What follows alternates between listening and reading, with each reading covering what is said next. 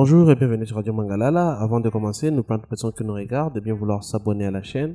C'est l'unique manière de nous soutenir ici à la Radio Mangalala. Eh bien, l'arrestation récente de Benny Mukena Mwepu, principal suspect dans le meurtre de l'entrepreneur sportif Vali Amisi Issa, a relancé les spéculations et les débats autour de cette affaire qui s'écoule à RDC depuis avril 2026. Au cœur des polémiques, les révélations et accusations portées par l'influenceuse Denise Mukendi Disoshoy, figure médiatique controversée connue pour ses prises de position fracassantes. Dans la nuit du 9 au 10 avril 2026, le corps de Vali Amisi, jeune entrepreneur congolais établi en Afrique du Sud et vice-président du club de football Nouvelle Vie Bomoko FC, est retrouvé sans vie dans une ruelle de la commune de la Gombe, à Kinshasa. La victime, âgée d'une trentaine d'années, a été tuée par balle, les premières pistes évoquant une possible enlèvement, suivie d'une exécution avant que l'enquête ne s'oriente rapidement vers un assassinat prémédité impliquant un proche. Les images de vidéosurveillance largement diffusées sur les réseaux sociaux montrent Vali Amisi en compagnie de Benny Mukena Mwepu, également connu comme Benny, un homme présenté comme son ami ou connaissance récente. Selon les enquêteurs, Mukena aurait joué un rôle central, attiré la victime dans l'immeuble La Renaissance avant les drames. Le ministre d'État à la justice, Guillaume Ngefa, a qualifié le crime d'extrême gravité et annoncé plusieurs interpellations des complices présumés, tandis que le principal suspect reste en fuite. Une coopération judiciaire avec les autorités congolaises et sud-africaines a abouti à l'arrestation de Mukena Mwepu Benny à Brazzaville début août 2026. Une vidéo d'interrogatoire circulant sur les réseaux sociaux les montre passant aux aveux, affirmant avoir agi sur instruction d'un commanditaire de très haut rang et avoir reçu une arme pour exécuter les plans. Les suspects bénéficient cependant de la présomption d'innocence jusqu'à un jugement définitif et son transfert vers Kinshasa est en cours.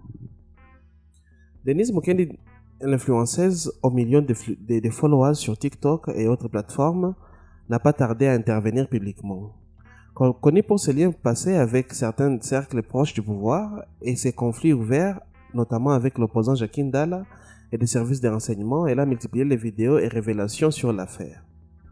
Selon ses déclarations relayées sur le réseau, elle pointe du doigt les commanditaires haut placés, évoquant parfois des noms ou des cercles liés à la sphère présidentielle ou à des enjeux politico-économiques, notamment dans le Grand Katanga.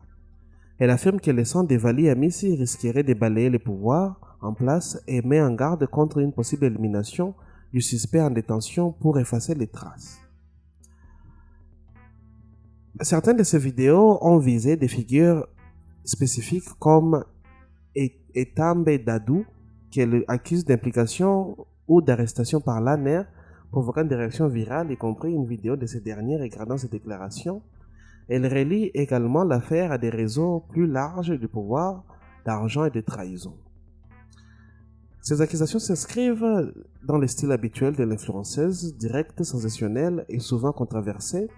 Condamnée par le passé pour faux bruit, injures publiques et d'autres affaires, Denise Disoshoy reste une voix polarisante qui amplifie les théories et les revendications de transparence. La famille de Vali Amisi, par la voix de son père, Valère Amisi, réclame justice, extradition rapide du suspect et la révélation du mobile ainsi que l'identification de tous les complices. L'affaire dépasse les simples faits divers. Elle touche au monde du football congolais, aux affaires et potentiellement à des rivalités politico-économiques. Sur les réseaux sociaux, l'opinion est divisée. Certains saluent les révélations de Denise comme un acte de courage, d'autres les qualifient de complotisme ou de diffamation. La justice a rappelé l'importance de la présomption d'innocence et la nécessité d'une enquête sereine. Le ministre Guillaume Ngefa a promis une communication judiciaire mesurée et une mobilisation totale pour élucider les crimes. La coopération transfrontalière RDC Congo-Brazzaville est citée comme un succès, mais les aveux du suspect sur un commanditaire haut placé font passer un suspens politique lourd. L'affaire Vali Amisi illustre les défis de la justice congolaise face à la pression médiatique et aux réseaux sociaux.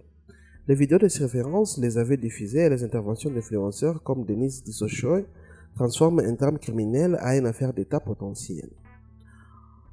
Tant que le suspect n'aura pas été jugé et que les investigations n'auront pas abouti à des conclusions définitives, les spéculations alimentées par les accusations de dissociation continueront.